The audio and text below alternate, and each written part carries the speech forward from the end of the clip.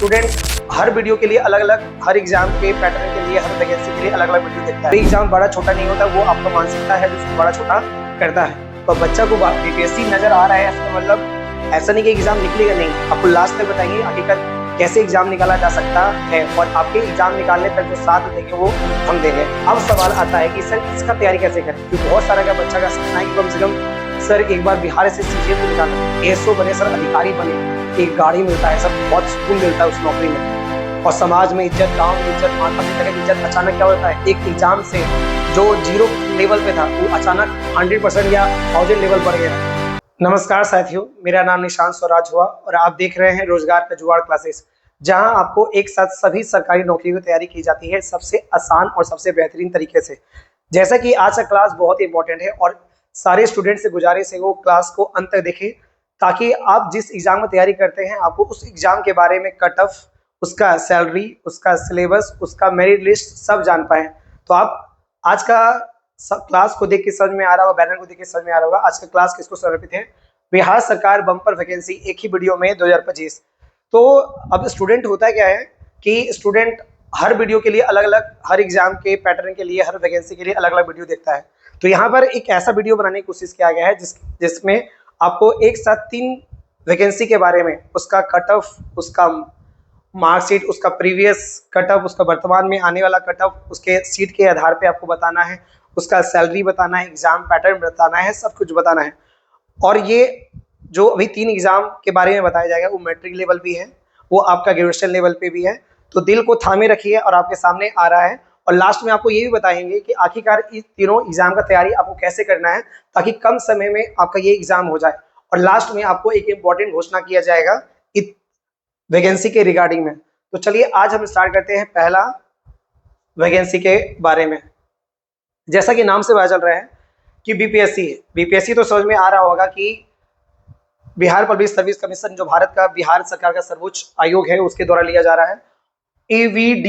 एवीडीओ का पूरा नाम क्या है, असिस्टेंट एजुकेशन डेवलपमेंट ऑफिसर, सहायक शिक्षा विकास पदाधिकारी।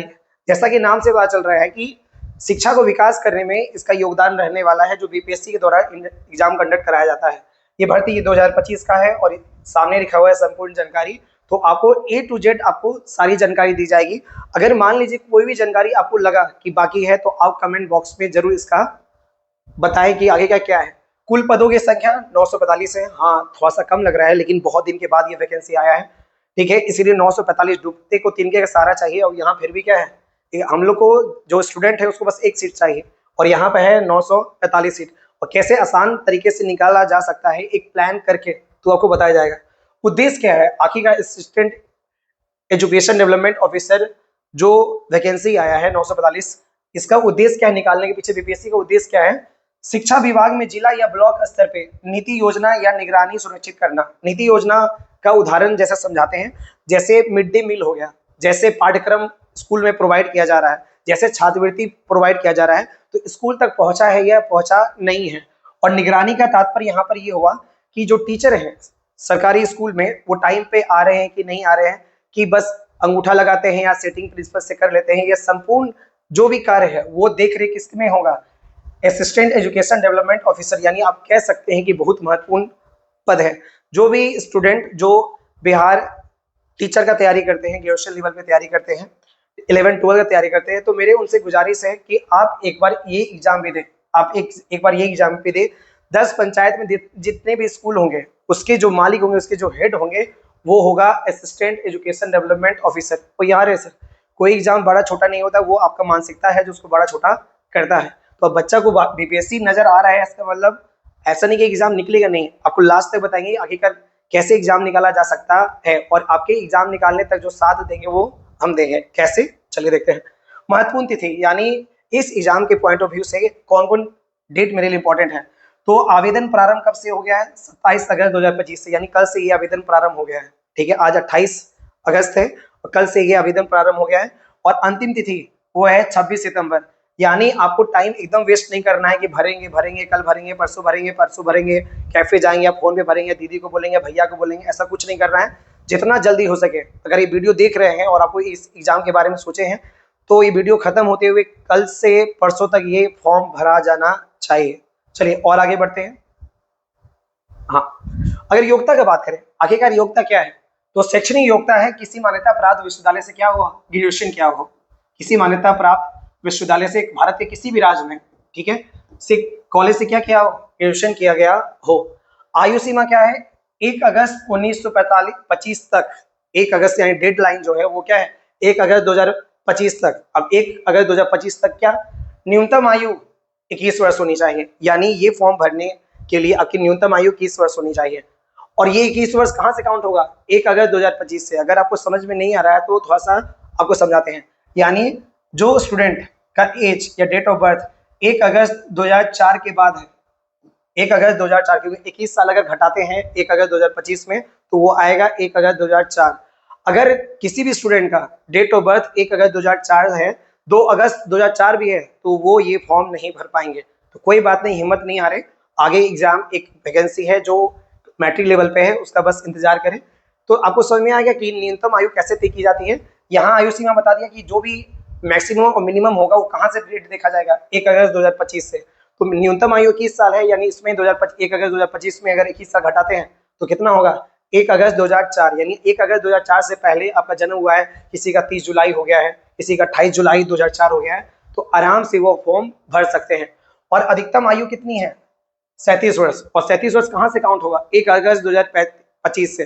तो इसमें 37 वर्ष घटाइए तो आप पाइएगा कि 1 अगस्त 1988 के पहले जो पैदा हुए हैं वो ये फॉर्म नहीं भर सकते हैं। लेकिन अगर आप ST SC हैं तो इसका एज छूट दिया जाता है, आयु में छूट दिया जाता है।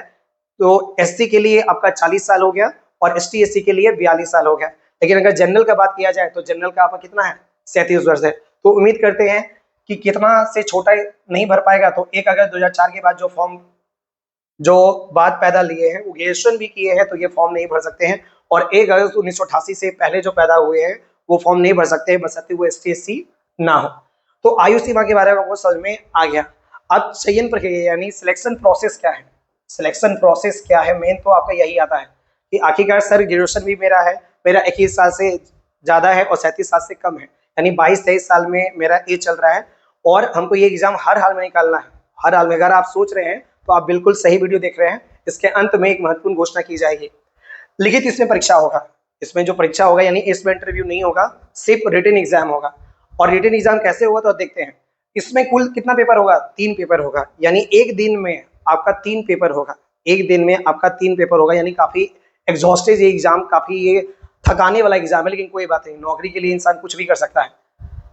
और हर पेपर कितना घंटा का होगा, 2 घंटे का होगा। तो आप समझ सकते हैं कि कितना कुल मिला कितना घंटा हो गया, 6 घंटा हो गया। प्रत्येक पेपर में 100 ऑब्जेक्टिव प्रश्न रहेंगे और हर क्वेश्चन कितना मार्क्स का रहेगा, 1 मार्क्स का रहेगा। यानी आप समझ सकते हैं कि 3 पेपर 300 क्वेश्चन 3 मार्क्स, और हर पेपर के लिए कितना घंटा है, 2-2 घंटा है। एक बात, इतना बात समझ में आ गया। चलिए आगे बढ़ते हैं।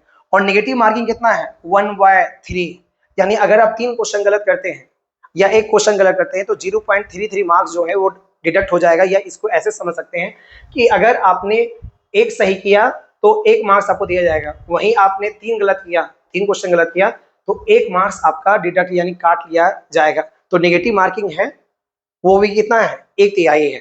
वो क्या है, 1/3 है। तो एग्जाम देते वक्त, क्वेश्चन अटेम्प्ट करते वक्त थोड़ा सोच समझ के फैसला ले कि एक एक क्वेश्चन नेगेटिव मार्किंग लोगों को बेरोजगार करता है, हमेशा ये दिमाग में बैठा के रखें। चलिए एक एक करके हम पेपर 1, पेपर 2, पेपर 3 के बारे में जानते हैं। पेपर 1 क्या है, लैंग्वेज पेपर है, जैसा कि हिंदी में पता चल रहा है, भाषा पेपर लिखा हुआ है। और ये क्या है, क्वालिफाइंग है, यानी पेपर 1 पे मेरिट लिस्ट नहीं बनेगा, ये बात दिमाग में बैठा लीजिए। पेपर 1 पे मेरिट लिस्ट, अगर आप पेपर 1 में 90% ला दिए, 100% ला दिए, आपका मेरिट लिस्ट में काउंट नहीं होगा। लेकिन एक बात हमेशा रखिए, न्यूनतम मार्क्स इसको लाना है, यानी इसमें इसको क्वालिफाई करना है। पेपर 1 में जो भी लैंग्वेज में आएगा, इंग्लिश हिंदी, उसमें क्वालिफाई करना है। क्वालिफाई कैसे करना है बताते हैं।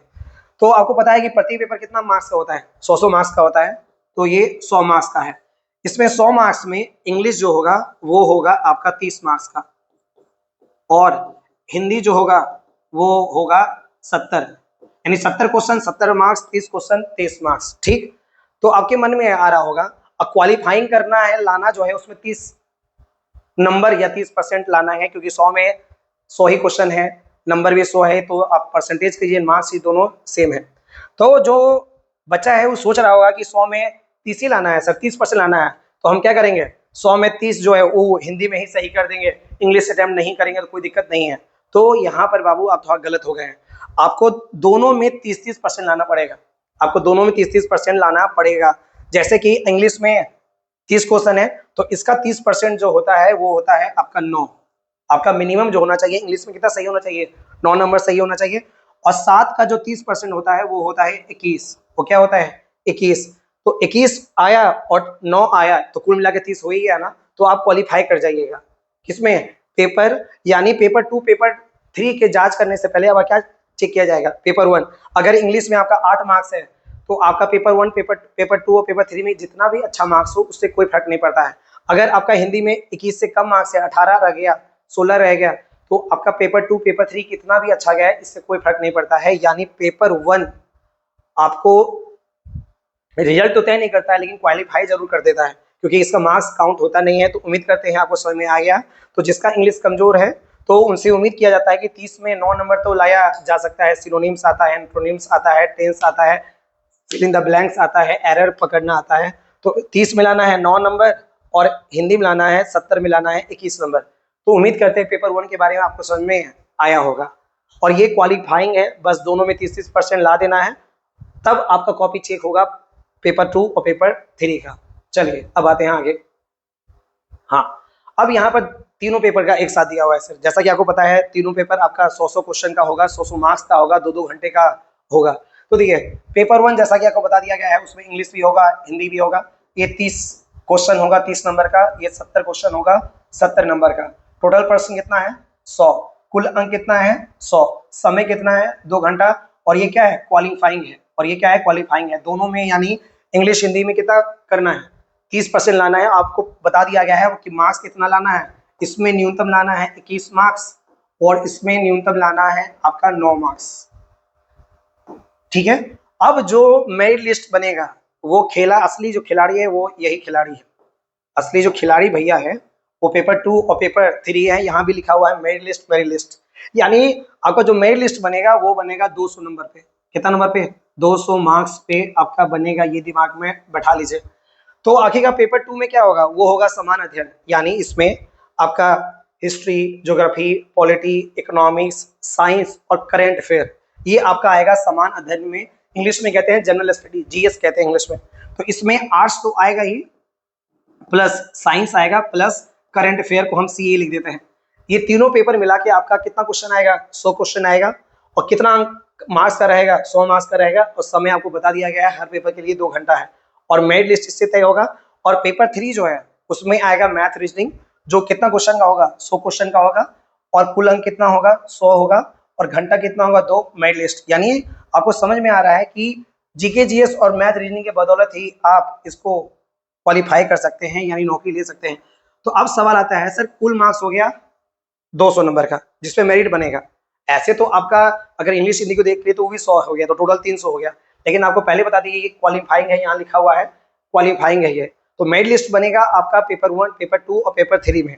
और आपको बता दिया गया है कि GK GS 100 question 100 number, math reasoning 100 question 100 number, और दोनों मिला के होता है 200 मार्क्स। तो अब सवाल आता है कि सर हम कितना लाएं कि आप ये एग्जाम आसानी से निकाल सकते हैं। तो आपको हम बता देते हैं कि लगभग 200 मार्क्स में, जो अभी तक एग्जाम का इस पैटर्न चला है कि 200 मार्क्स में कम से कम मिनिमम 140 से 150 नंबर लाना ही पड़ेगा। 140 से, क्योंकि आपको पता है सर बिहार में कितना बेरोजगारी है और लोग एकदम भूखे भेड़िया की तरह हैं, इंतजार कर रहे थे इस सब वैकेंसी का कि भाई साहब वैकेंसी आए। और ये ऑफिसर ग्रेड का है, ग्रेड 2 का वैकेंसी है, तो लोग मरते हैं इस एग्जाम को देने के लिए। तो आपको घबराने की जरूरत नहीं, कौन कितना साल से पढ़ रहा है, कौन कितना साल से पढ़ रहा नहीं है। आप साथ दीजिए मेरा और आप पाइएगा कि आप नौकरी जल्द से जल्द ले लेंगे। तो इसमें 140 से 150 मार्क्स, यानी आप बोल सकते हैं कि 70 से 75 क्वेश्चन आपको सही करना पड़ेगा। 70 से 75 क्वेश्चन आपको सही करना पड़ेगा। आपको 70 से 75 क्वेश्चन 200 मार्क्स में ना, तो ये हो गया आपको 70 से 75 क्वेश्चन नहीं, आपको 140 से 150 क्वेश्चन सही करना पड़ेगा। 140 से 150 क्वेश्चन सही करना पड़ेगा। तो अब इसको देखना है सर, देखिए समझदार बच्चा क्या करता है, अब वो देखता है कि कुछ पहले अलग अलग कर देगा, मैथ्स, रीजनिंग। देखिए स्मार्ट कैसे बच्चा क्वालिफाई करता है, आपको बस उदाहरण दे रहे हैं। मैथ रीजनिंग उसको पता है कि दोनों में मिला के कितना आएगा 100 नंबर, और आपका जीके जीएस में, जनरल नॉलेज जनरल साइंस में कितना आएगा 100 नंबर आना है। और आपको टोटल लाना कितना है 140 नंबर, 140 क्वेश्चन सही करना है, क्योंकि यहाँ जितना क्वेश्चन रहेगा उतना मार्क्स है। तो अब दिख रहा है कि किसी का मैथ ज्यादा आसान होगा, किसी का बहुत हार्ड लगता होगा मैथ में। तो अब देखना है कि कैसे मेरा 140 से 150 आ सकता है। तो देखिए सर, जीएस में 80 85 90 लाना लगभग लगभग क्या है, थोड़ा सा मुश्किल है, नामुमकिन तो नहीं है, क्योंकि उसमें बहुत डिटेल से आता है। करंट अफेयर कहीं से 2025 का एग्जाम है तो 2023 का पूछ सकता है, 2022 का पूछ सकता है। हिस्ट्री में या पॉलिटी में ऐसा कुछ क्वेश्चन पूछ सकता है जो आज तक आप सुने नहीं, ना ही किसी टीचर के द्वारा पढ़ाया हो।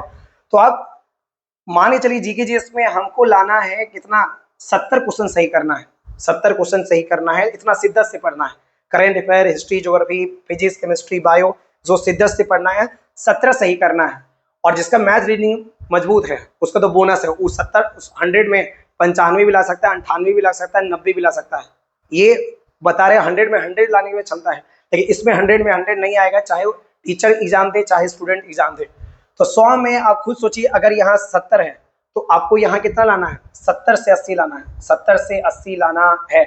और जिसका मैथ रीजनिंग मजबूत है या मजबूत करने की कोशिश कर रहा है, तो उसके लिए बढ़िया मौका है कि आपको जीके जीएस के साथ आपको मैथ रीजनिंग को थोड़ा सा ज़्यादा वेटेज देना पड़ेगा, क्योंकि जीके जीएस में कितना भी मेहनत कर ले आप 100 में 80 82 85 86 यहाँ तक ला सकते हैं, लेकिन मैथ रीजनिंग में अगर बहुत ज़्यादा मेहनत करेंगे तो 90 भी आ सकता है, 95 भी आ सकता है। तो आप देख लीजिए 70 इसमें और 70 से 80 इसमें, और बाकी नेगेटिव मार्किंग तो कम करना ही पड़ेगा आपको। तो इस तरह अगर प्लान वे कीजिएगा तो ये एग्जाम आपको निकाला जा सकता है। आई होप आपको समझ में आया होगा कि पेपर 2 असली जो मेरिट लिस्ट बनेगा वो पेपर 2 और पेपर 3 पे है। टोटल क्वेश्चन है 200, टोटल मार्क्स है 200, नेगेटिव मार्किंग 1/3 है, और कट ऑफ जाने की उम्मीद जो है वो 140 से 150 मार्क्स, यानी 140 से 150 क्वेश्चन सही करना पड़ेगा। तो आप जान लिए हैं किस वैकेंसी के बारे में, आप जान लिए हैं ऑफिसर ग्रेड 2 वैकेंसी के बारे में, जिसका नाम है बीपीएससी एवीडीओ। चलिए अब आगे की ओर बढ़ते हैं, अब आगे की ओर बढ़ते हैं। एक नया वैकेंसी आपके सामने है, और आपको बता दें सर कि 2023 में मेरा एक स्टूडेंट है जिसका नाम है रामचंद्र। वो वर्तमान में ये एग्जाम निकाल के, पहले वो ग्रुप डी में कार्यरत था गुजरात में, लेकिन पढ़ा, मेहनत से पढ़ा, मेरे नोट्स से पढ़ा, और आज वो 2023 में ज्वाइनिंग किया है एएसओ, असिस्टेंट सेक्शन ऑफिसर, कार्यरत है पटना सचिवालय में, और वही ये वैकेंसी है। तो मुझे पता है कि ये वैकेंसी कैसे निकाली जा सकती है, कैसे क्रैक की जा सकती है। तो Bihar SSC 4th grade graduate level कब, 2025 में। चलिए इस एग्जाम के बारे में जानते हैं। बिहार सरकार के अलग अलग विभाग यानी डिपार्टमेंट अलग अलग होगा, कौन कौन डिपार्टमेंट होगा उसके बारे में बता दिया जाएगा। ग्रेजुएट लेवल पे यानी ग्रेजुएशन मिनिमम क्राइटेरिया है, और कुल जो वैकेंसी है वो कितना है 1481। पिछले बार ज्यादा था, इस बार कम है, इसीलिए कट ऑफ भी ज्यादा जाएगा इस बार, पिछले साल के मुकाबले भर्ती की जाएगी। यह परीक्षा बिहार एसएससी द्वारा आयोजित की जाती है, और इसे आमतौर पे क्या कहा जाता है, कंबाइंड ग्रेजुएट लेवल भी कहा जाता है, क्योंकि जो ग्रेजुएशन होता है किया गया है वही आपको ये फॉर्म भर सकता है, यानी इंटर और आपका मैट्रिक वाला ये फॉर्म नहीं भर सकते हैं। आवेदन तिथि, ऑनलाइन आवेदन तिथि शुरू हो गया है 25 अगस्त, और आज आपको है 28 अगस्त, यानी 3 दिन बीत चुका है। अगर आप ग्रेजुएशन किए हुए हैं और 21 साल से ऊपर है तो जल्द से जल्द फॉर्म भरिए, फिर पता नहीं आपका वेबसाइट जो है वो ओपन होगा कि नहीं होगा, server down server down server down. अंतिम तिथि है 24 सितंबर। तो ये सोचना नहीं, फिर से गलती नहीं करना है कि अभी बहुत समय है, बहुत समय है। परीक्षा की तिथि जल्द जारी की जाएगी, अभी कोई नोटिफिकेशन नहीं आया, नोटिफिकेशन सून है, और उम्मीदता आपके पास समय है। अभी आपको पता है नवंबर में दिसंबर में आपका बिहार विधानसभा चुनाव होगा, तो हमको नहीं लगता है कि बिहार विधानसभा से पहले इसका एग्जाम होगा। तो फिर भी मेरे पास मरते गिरते बजरते आपके पास जो मंथ रहेगा वो रहेगा 6 से 7 माह। और यार है सर 6 से 7 माह बहुत होता है। अगर आपका जीके जीएस 0 लेवल भी है तो ट्रस्ट में हम जो टारगेट बैच स्टार्ट करेंगे, और टारगेट बैच आपका जो आज 3 वैकेंसी है उससे उसी को मद्देनजर रहते हुए तीनों स्टार्ट करेंगे। यानी हम जो हिस्ट्री पढ़ाएंगे उसमें इतना डिटेल से पढ़ाएंगे कि Bihar SSC CGL, Bihar SSC AEDO, और आपका जो असिस्टेंट ऑफिस कमांडेंट है वो तीनों आपका हो जाएगा, यानी एक टारगेट बैच से आपको तीनों एग्जाम निकल जाएगा, इतना लेवल हाई रखेंगे हम। तो अंतिम तिथि है 24 सितंबर, परीक्षा तिथि है जल्द जारी किया जाएगा।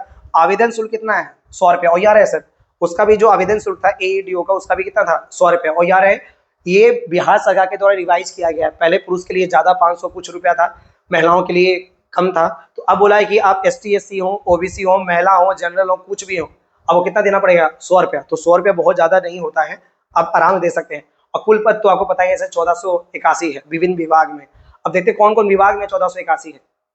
ठीक है, सहायक शाखा पदाधिकारी, असिस्टेंट ब्रांच ऑफिसर, इसी को पहले ASO कहते थे, इसमें सबसे ज्यादा सीट कितना है, 1064। और यार है मेरा जो स्टूडेंट है रामचंद्र, वो इसी में कार्यरत है। और यार है सर इस बिहार SSCGL में सबसे बड़ा जो पोस्ट होता है यही होता है। ये पटना सचिवालय में या विभिन्न विभाग में प्रमुख अधिकारी होता है, जो विभिन्न फाइलों की जांच करता है, उसको निगरानी करता है, उसको पास करता है। सैलरी बहुत औसम होता है सर, सैलरी जो होता है लेवल 7 का ही ग्रेड का ही है। सैलरी मिनिमम जो होगा, स्टार्ट जो होगा वो 60,000 से 72,000 के बीच में होगा, 60,000 से 72,000 के बीच में होगा। यानी अगर आप ग्रेजुएशन किए हुए हैं और थोड़ा सा भी मेहनत कर रहे हैं और आप मेहनत की गति और तेज कर देते हैं, तो निश्चित तौर पे एक बहुत अच्छा सैलरी जो प्राइवेट जॉब में बैंगलोर में या पुणे में इंसान कमाता नहीं है शुरुआत में, वो आपको बिहार सरकार आपको देगा। और मात्र जॉब कितना रहेगा, 10 बजे ऑफिस जाइए और 5 बजे आइए, मात्र 7 घंटा का ये आपका है। और फिर धीरे धीरे आपका section officer, assistant section officer से सेक्शन ऑफिसर बनते हैं, फिर ज्वाइंट सेक्रेटरी बनते हैं, फिर एडिशनल सेक्रेटरी बनते हैं, और लास्ट में आप सेक्रेटरी बनते हैं, जिसको इंग्लिश में सचिव कहते हैं। तो ये बहुत अच्छा स्कोप है सर कि आप बहुत आगे तक जा सकते हैं इस एग्जाम के द्वारा। धीरे धीरे ही प्रमोशन होगा, लेकिन होगा, ये बात गारंटी है। योजना सहायक प्लानिंग असिस्टेंट, जो बिहार सरकार का प्लानिंग है सड़क बनाने में, इंदिरा आवास में, जो भी है उसके लिए सीट है जो है 88 है। कनिष्ठ सांख्यिकीय सहायक में असिस्टेंट में कितना है, 5, जो डाटा निकलता है दलित का, ST SC का, OBC का। डाटा एंट्री ऑपरेटर 1 है, लेखा परीक्षक ऑडिटर 125 है। तो कुल मिला के अगर आप देखिएगा, तो कुल मिला के देखिएगा आपका जो सीट है वो आपका हो गया है 1481। आते हैं योग्यता के बारे में पढ़ते हैं। शैक्षणिक योग्यता को पता है स्नातक, जो इससे पहले था। आयु सीमा यहाँ पर सेम 1 अगस्त 2025, यानी आपका 1 अगस्त 2004 के बाद आपका डेट ऑफ बर्थ नहीं होना चाहिए, उससे पहले हो जाए। और 1 अगस्त 1988 से पहले आपका डेट ऑफ बर्थ नहीं होना चाहिए। हाँ, ST SC है, OBC है, महिला है, उसके लिए अलग क्राइटेरिया है। तो 21 साल और 37 साल। अब आते हैं, असली खेला यहीं पर है, असली खेला यहीं पर है। तो सर जैसा कि आपका AEDO जो आप ही पढ़े हैं, BPSC जो टीचर वाला था, उसमें क्या था, उसमें एक एग्जाम था, इसीलिए वो एग्जाम बहुत आसान है किसकी तुलना में, बिहार SSCGL की तुलना में, कि एक एग्जाम निकालिए और 10 पंचायत के स्कूल का मालिक बन जाइए। मस्त जॉब है, बहुत प्यारा जॉब है। बात है सैलरी मत देखिए, देखिए पावर कितना है, देखिए पावर कितना है। और उससे बढ़िया जो जॉब है वो ये है, वो ये है। इसमें सर 2 परीक्षा होगा, इसमें एक प्रीलिम्स होगा, दूसरा मेंस होगा। चलिए समझते हैं, प्रारंभिक परीक्षा के बारे में समझते हैं। प्रश्न जो होगा वो होगा 150, और हर प्रश्न कितना का होगा, 4 अंक का होगा। इसीलिए 150 गुना अगर आप 4 करते हैं तो कितना मार्क्स होता है, 600 मार्क्स होता है। और गलत होने पर एक नेगेटिव मार्किंग, यानी एक क्वेश्चन गलत हुआ तो 1 मार्क्स डिडक्ट कर दिया जाएगा, क्योंकि सर आपको एक क्वेश्चन में कितना मार्क्स दिया जा रहा है, 4 मार्क्स दिया जा रहा है। यानी उस हिसाब से बोलिए तो AEDO में 1/3 था, तो यहाँ पर 1/4 है, जिसको आप 0.25% बोल सकते हैं। और समय कितना है, 2 घंटा 15 मिनट, यानी आप बोल सकते हैं कि 135 मिनट कुल मिला के, 135 मिनट कुल मिला के आपको दिया जा रहा है। हाँ, नेगेटिव मार्किंग एक बता दिया गया है। तो 600 क्वेश्चन है। अब इसमें समान अध्ययन मतलब हो गया जनरल स्टडीज, यानी history, geography, polity, economics, current affair. इसमें 50 क्वेश्चन रहेगा, और आपको पता है हर क्वेश्चन कितना मार्क्स का होता है, 4 मार्क्स का होता है, तो कितना हो गया, 200। समान विज्ञान यानी general science, physics, chemistry, bio का बात कर रहा है, और गणित, ये दोनों को एक साथ रख दिया है, ये दोनों को एक साथ रख दिया है। तो इसका मार्क्स कितना होगा, इतना सब क्वेश्चन कितना होगा, 50, और टोटल मार्क्स कितना होगा, 200। गुना 4 कर लीजिए तो 200 आपको नजर आ जाएगा। तो मान के चलते हैं कि गणित पूछेगा 50 में 25 क्वेश्चन पूछेगा, और समान विज्ञान से 25 क्वेश्चन पूछेगा, तो कुल मिला के 50 क्वेश्चन हो गया, और गुना कीजिए 4, 200 हो गया। मानसिक क्षमता यानी एक बात ये कर रहा है, रीजनिंग का बात कर रहा है, मेंटल एबिलिटी का अर्थ हो गया रीजनिंग। तो रीजनिंग यहाँ यानी मैथ से इंपॉर्टेंट कौन हो गया, रीजनिंग होगा। ये पहली बार ऐसा है कि मैथ को कम वेटेज दिया जा रहा है, रीजनिंग को ज्यादा वेटेज दिया जाता है। जिसका भी मैथ थोड़ा सा कमजोर है और रीजनिंग उनका ठीक ठाक बन जाता है, तो मुबारक हो, ये एग्जाम आप ही के लिए है, बस इतना समझ जाइए। मानसिक क्षमता यानी रीजनिंग जो है वो 50 क्वेश्चन का होगा। तो इस तरह आपका सामान्य अध्ययन history geography polity current affair 50 question 200 marks, सामान्य विज्ञान जनरल साइंस गणित 50 क्वेश्चन 200 मार्क्स और रीजनिंग 50 क्वेश्चन 200 मार्क्स, यानी कुल मिला के कितना हो गया 600 हो गया। और यार है सर ये केवल क्वालिफाइंग है, ये केवल क्वालिफाइंग है, यानी मेरी लिस्ट में पीटी का क्वेश्चन नहीं ऐड होगा, पीटी का क्वेश्चन ऐड नहीं होगा, लेकिन आपको कम से कम 150 में अगर पीटी में पास होना है तो कम से कम 100 क्वेश्चन तो सही करना ही होगा, 100 क्वेश्चन सही करना ही होगा। 100 क्वेश्चन करने का मतलब क्या है कि 400 मार्क्स तो आपको आना ही चाहिए, क्योंकि आपको पता है पिछले साल आपका सीट ज्यादा था, जब 2023 में आया था या उससे पहले आया था उसमें ज्यादा सीट था, तो कट ऑफ गया था 100, कट ऑफ गया था 100 यानी उसको 4 से गुना कर लीजिए, 400 कट ऑफ गया था, पीटी का बता रहे हैं। तो इस बार तो लग रहा है 400 से 420 के बीच में जा सकता है, यानी आप देखा जाए तो आपको 150 में 100 से 110 क्वेश्चन सही करना है, 100 से 110 क्वेश्चन सही करना है। फिर जैसे ही आपका मेरिट लिस्ट में नाम पीटी निकल जाता है तो तुरंत आ जाएगा कि आप पेपर 2 के लिए क्वालिफाई हो गए। तो ये पहला पड़ाव है जिसको आपको पार करना होगा बिहार एसएससी सीजीएल में जाने के लिए। तो मार्क्स का आपको समझ में आ गया प्रक्रिया क्या करना है क्या नहीं करना है। असली खेला जो है वो है मुख्य परीक्षा, यानी अगर पीटी आप पास कर लेते हैं तो उसके बाद तो घड़ी देखना ही नहीं है, घड़ी देखना ही नहीं है, आपको नड यानी पागल हो जाना, ऑब्सेस्ड हो जाना है कि भाई साहब 24 घंटा में 18 घंटा पढ़ना पड़े, 12 घंटा पढ़ना पड़े, 15 घंटा पढ़ना पड़े। अब देखेंगे, अब घड़ी देखे तो हम पढ़ने से रहें, क्योंकि आप बिहार का सर्वोच्च एग्जाम बीपीएससी के बाद प्रॉपर आता है, वो आता है बिहार एसएससी सीजीएल। अब आते हैं मुख्य परीक्षा की बात करते हैं। पेपर 1 हिंदी होगा, कितना क्वेश्चन होगा 100 क्वेश्चन होगा, और मार्क्स हर क्वेश्चन 4 मार्क्स का होगा तो 4 अंक का होगा। समय कितना 2 घंटा 15 मिनट। तो घबराने की जरूरत नहीं है सर। पेपर मुख्य परीक्षा का जो पेपर 1 है वो है क्वालिफाइंग, वो क्या है क्वालिफाइंग है, यानी आपको इसमें लाना है 30%, यानी जो 100 क्वेश्चन है और हर क्वेश्चन कितना मार्क्स का है 400 मार्क्स का है, तो आप या तो 30 क्वेश्चन सही कर दीजिए या 30 को 4 से गुना कर दीजिए, 120 क्वेश्चन 120 मार्क्स लेते आइए, तो 40 क्वेश्चन सही कीजिएगा तो आपका मार्क्स कितना आएगा 120 ही आएगा। यानी यहाँ पर जबकि एईडीओ में देखिए सर वहाँ क्या था, वहाँ 30% इंग्लिश में मिलाना था और 30% हिंदी मिलाना था, क्योंकि वहाँ आपको विद्यालय का पढ़ाया जाता, आपको अधिकारी बनाया जाता है। तो विद्यालय में केवल हिंदी नहीं केवल इंग्लिश भी चलता है, और आज के डेट में इंग्लिश का बोलबाला है।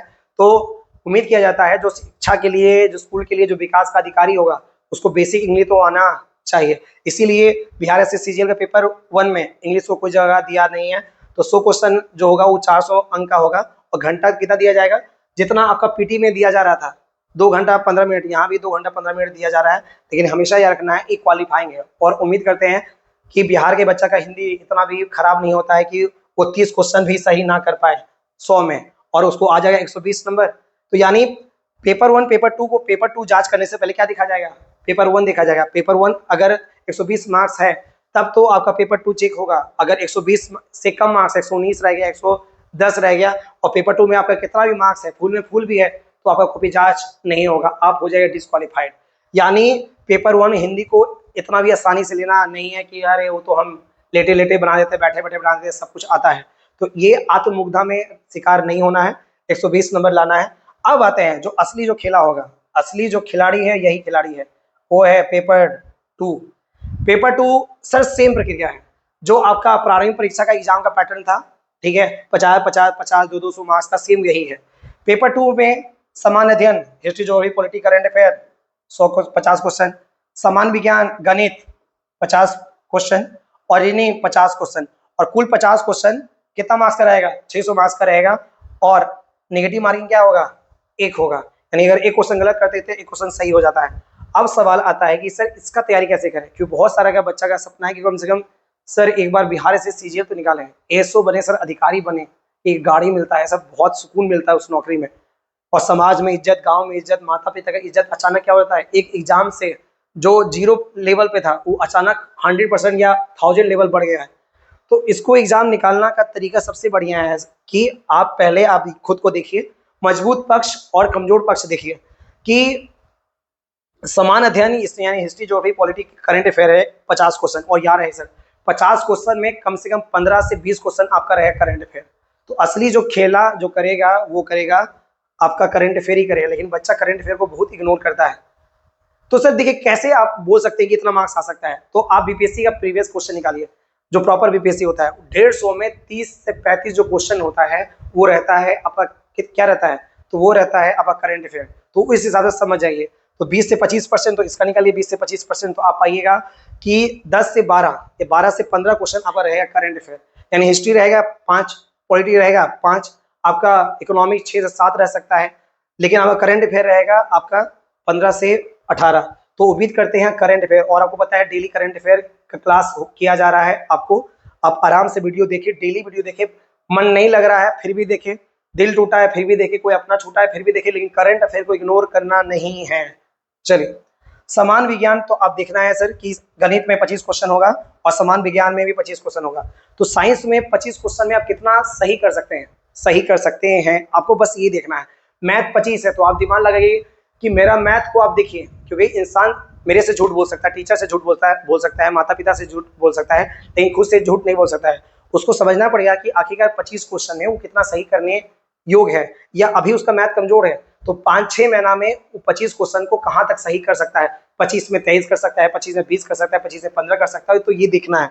और रीजनिंग 50 क्वेश्चन है, तो सबसे आसान जो ये तीनों में है वो है रीजनिंग। तो मेरा से यही है खासियत, मेरा यही कहना है कि 50 में कम से कम मिनिमम आपका 45 सही होना चाहिए, तभी आपका मेरिट लिस्ट में नाम आएगा, वरना साइंस, मैथ्स और आपको जीएस जो जनरल स्टडीज पे पेपर है वो तो आपको धोखा देने वाला है। तो रीजनिंग अगर कमजोर है तो बनाना स्टार्ट कर दीजिए। तो इसका कट ऑफ वही जाएगा कि 100 क्वेश्चन 150 क्वेश्चन है और कितना मार्क्स का है, 600 मार्क्स का है, तो इसका कट ऑफ जो जाएगा निश्चित तौर पे लगभग 400 से 420 तक जाएगा, 400 से 420 तक जाएगा। तो आप खुद समझ लीजिए कि आपको कितना सही करना है, यानी 150 में 100 से 110 क्वेश्चन सही करना है।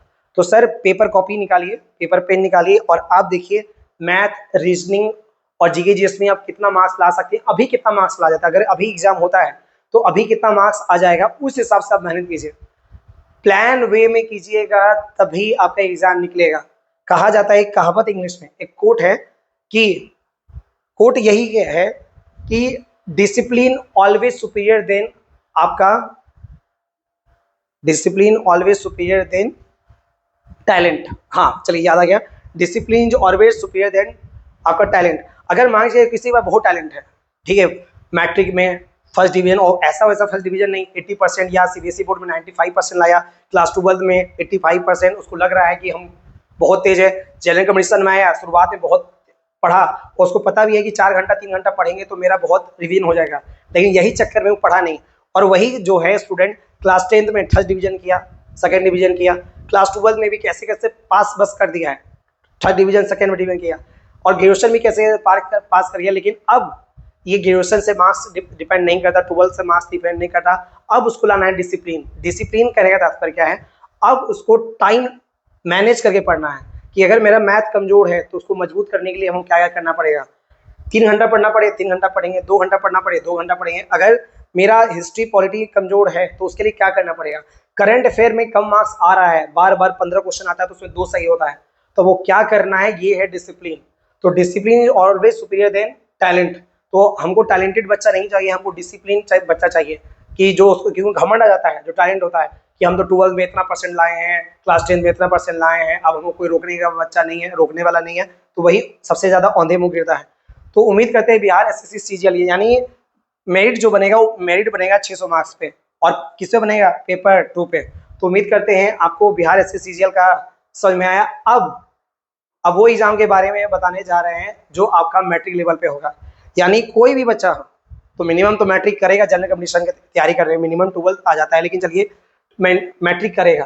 तो हम बात कर रहे हैं बिहार एसएससी ऑफिस अटेंडेंट भर्ती की पूरी जानकारी के बारे में, तो कुल पद कितना है, 3727। फिर भी सर 3727 उतना भी सही नहीं है, क्योंकि मैट्रिक लेवल पे होगा, यानी मैट्रिक जो पास किया है वो भी बच्चा भरेगा, जो इंटर पास किया है वो भी बच्चा भरेगा, जो ग्रेजुएशन पास किया है वो भी बच्चा पढ़ेगा। हाँ एज लिमिट है कि इसमें क्या होना चाहिए, मिनिमम जो एज लिमिट होना चाहिए वो होना चाहिए 18, यानी कोई मैट्रिक जो 17 साल में पास किया है और उसका 17.5 साल हो रहा है तो वो ये फॉर्म नहीं भरेगा, जबकि वो मैट्रिक पास किया कोई फर्क नहीं पड़ता है, ठीक है।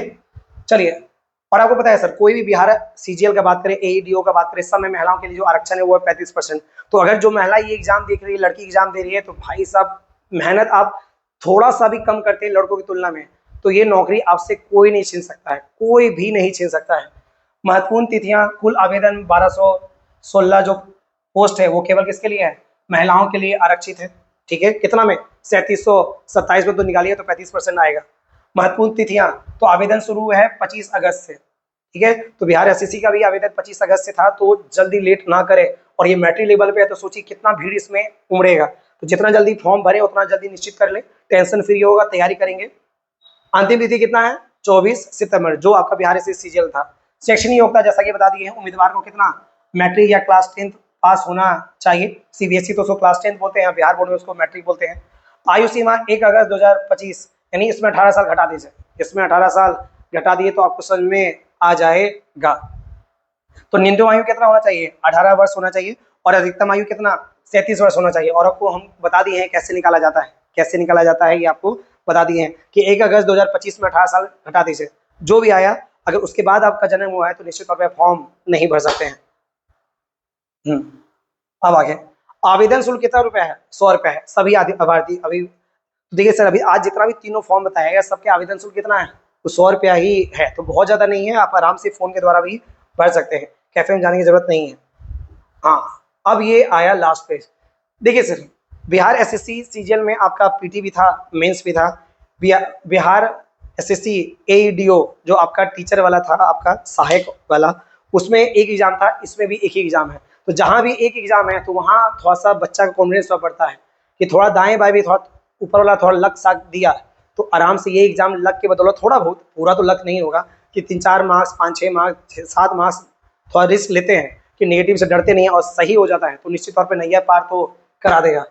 तो हम ऑफिस अटेंडेंट का पढ़ रहे हैं, लिखित प्रक्रिया होगा, यानी कोई इंटरव्यू नहीं। कुल प्रश्न कितना पूछा जाएगा, 100 पूछा जाएगा, और समय कितना रहेगा, 2 घंटा, तो बहुत है। ठीक है, इससे पहले आप देख रहे थे 150 क्वेश्चन पे आपको 2 घंटा दिया जा रहा था, यहाँ पर कितना दिया जा रहा है, 100 क्वेश्चन पे 2 घंटा दिया जा रहा है। कारण, इसका कारण यही है कि मैट्रिक लेवल का जो बच्चा जिसका 18 साल हो गया है वो भी फॉर्म भरेगा, तो इतना मैच्योर नहीं होता है, इसीलिए घंटा क्या किया है, थोड़ा सा बढ़ा दिया गया है। समान ज्ञान, तो समान ज्ञान इसमें आपका आर्ट्स प्लस साइंस प्लस आपका करंट अफेयर तीनों आ जाएगा। ये कितना मार्क्स का रहेगा, 40 क्वेश्चन। देखिए सर, 100 क्वेश्चन है और 100 मार्क्स का होगा, पहले दिमाग में बैठाइए, 100 क्वेश्चन 100 मार्क्स का। समान ज्ञान कितना क्वेश्चन रहेगा, 40 क्वेश्चन रहेगा, और 40 क्वेश्चन रहेगा और मार्क्स भी कितना रहेगा, 40 मार्क्स का रहेगा। ठीक है, समान गणित 30 क्वेश्चन रहेगा, 30 क्वेश्चन रहेगा और कितना मार्क्स, 30 मार्क्स। ठीक है, और समान हिंदी, और याद रहे सर यहाँ क्वालिफाइंग नहीं है, ये मत सोचिए 30 में आपका 30% लाएंगे यानी 9 नंबर लाएंगे तो हो जाएगा, ऐसा नहीं है, इसमें तीनों पर आपका मार्क्स बैठाएगा। तो 30 क्वेश्चन रहेगा, 30 मार्क्स का रहेगा। ठीक है, तो ये आपका 100 क्वेश्चन है। अगर कटअप जाने का उम्मीद है तो इसका जाएगा कटअप कम से कम जाएगा 70 से 75। हाँ, अगर आप ST/SC हैं, महिला है, तो अगर लड़की है तो लड़की का जाएगा मिनिमम तो 65 तो जाना ही चाहिए। ठीक है, तो ये आज का प्रॉपर जो 3 एग्जाम आया है, जिसके बारे में अलग अलग वीडियो देखते हैं, आपको तीनों एग्जाम में को एक साथ करने की कोशिश किया गया है। तो अब सवाल आता है कि सर ये तीनों एग्जाम बता दिए हैं, समझ गए, कोई मैट्रिक पास है तो वो भरेगा, कोई ग्रेजुएशन पास है तो तीनों भरेगा। अब सवाल आता है कि एग्जाम निकलेगा कैसे सर, क्या आप पे भरोसा कर सकते हैं, कि आप पे भरोसा कर सकते हैं कि एग्जाम निकल जाएगा? तो अब हम आपको बोलते हैं कि आप एक बार भरोसा तो कर सकते हैं, आप एक बार मेरे पे भरोसा तो कर सकते हैं कि आपका तैयारी इतना बेहतरीन ढंग से करवाएंगे कि अब स्टार्ट होगा प्रॉपर टारगेट बैच, स्टार्ट होगा प्रॉपर टारगेट बैच। असली खेला यही है, टारगेट बैच स्टार्ट होगा। और टारगेट बैच तीनों क्वेश्चन, तो तीनों एग्जाम का Bihar BPSC AEDO assistant education development officer, Bihar SSC CGL और बिहार एसएससी ऑफिसर अटेंडेंट,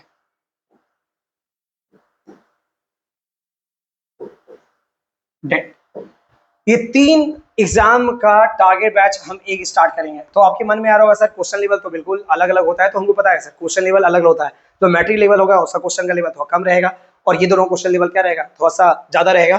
तो आपको हम क्या करते हैं, समुद्र में तैरना सिखाते हैं। अगर आप समुद्र में तैरना सीख जाएंगे तो आपका नदी, आपका झील, इस सब में आपको कहीं भी तैरने में दिक्कत नहीं होगी।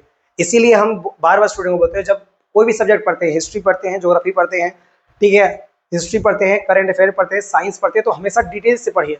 जितना डिटेल्स से पढ़िएगा उतना एग्जाम निकालने में आपको कम समय लगेगा, और जितना वर्ड लाइनर पढ़िएगा उतना जल्दी आप भूलिएगा, एग्जाम में तो बिल्कुल पॉइंट ब्लैंक हो जाएगा। तो आपका ये टारगेट बैच स्टार्ट कर रहे हैं, तो आप ये बताइए टारगेट बैच हम किस तारीख से स्टार्ट करें। तो अगर हम मान के चलते हैं तो ये सोमवार से स्टार्ट, यानी मंडे से स्टार्ट होगा। सोमवार से स्टार्ट होगा, जो अपकमिंग मंडे है उससे स्टार्ट करने जा रहे हैं। ये तीनों का subject wise, history, geography, current affair तो डेली चलता है, ऐसा करंट अफेयर को भूलना नहीं है। किंग मेकर जो होगा वो करंट अफेयर होगा, ठीक है, एकदम याद रखना है। और सोमवार को जो टारगेट बैच होगा सर, वो आपको लगेगा कि मजेदार टारगेट बैच था। हिस्ट्री का चैप्टर वाइज, ज्योग्राफी का चैप्टर वाइज, आपका इकोनॉमिक्स का चैप्टर वाइज, पॉलिटी का chapter wise, physics, chemistry, bio का चैप्टर वाइज, जितना भी प्रीवियस है या आने का संभावना है, चाहे वो बीपीएससी, प्रॉपर बीपीएससी में आए, प्रॉपर बीपीएससी एडीओ में आए, प्रॉपर हम आपको सॉल्व करेंगे और एक एक करके करेंगे और एक्सप्लेन के साथ करेंगे, ताकि आपका तैयारी और बेहतर हो और आपका विश्वास रोजगार के जुगाड़ पे और बढ़े, और मेरे पर एज ए टीचर मेरे पर आपका विश्वास बढ़े। तो उम्मीद करते हैं ये आपको आज का जो डिस्कशन हुआ है तीनों वैकेंसीज पर आपको समझ में आया होगा। फिर भी आपको कुछ भी शिकायत रहे, कुछ भी रहे, और हाँ एक बात याद रहे, एक बात बताना भूल गए कि इस एग्जाम में नेगेटिव मार्किंग नहीं है। इस एग्जाम में नेगेटिव मार्किंग नहीं है, अभी तक तय नहीं कर पाया, लेकिन अलग अलग बोल रहा है कि नेगेटिव मार्किंग है, नेगेटिव मार्किंग नहीं है। तो ये तय कर देते हैं सर कि पूरा जांच के बाद आपको पता करवाए हैं कि इसमें नेगेटिव मार्किंग नहीं है, क्योंकि मैट्रिक लेवल है, तो मैट्रिक लेवल में बच्चा बहुत ज़्यादा मैच्योर होता नहीं है। इसीलिए कम से कम एटलीस्ट अगर आप 12 पास हैं और 18 साल प्लस हैं, और ग्रेजुएशन वाला में आपको दिमाग नहीं लगाना है क्योंकि आपका ग्रेजुएशन हुआ नहीं है, तो सर जी जान लगा दीजिए। जी मतलब जी जान क्या, उससे बड़ा कोई शब्द हो सकता है वो कीजिए। अब हारने के लिए कुछ नहीं है और जीतने के लिए पूरा दुनिया है, बस इतना याद रखिए। आप किसी भी जाति के हैं, किसी भी धर्म के, कोई फर्क नहीं पड़ता है। आप ये क्लास ज्वाइन करें और आपको नौकरी लगने की संभावना 100% देंगे, बशर्ते आप डेली करंट अफेयर देखें, डेली वीडियो देखें। टेलीग्राम में जो भेजा जाएगा वो आपको डेली क्वेश्चन को अटेम्प्ट करना है। अभी भेजा नहीं जा रहा है, लेकिन जो वीडियो देख रहे हैं वो रोजगार के जुगाड़ के नाम से टेलीग्राम चैनल भी है, जो आपको स्टार्ट हो जाएगा 1-2 दिन में। आपको सारा क्वेश्चन वहाँ दिया जाएगा जो एग्जाम में आने की संभावना सबसे ज़्यादा है। तो आई होप आपको आज का एग्जाम समझाने का तरीका आपको समझ में आया होगा, तीनों एग्जाम आपको समझ में आया होगा। तो आज की वही समाप्ति, धन्यवाद।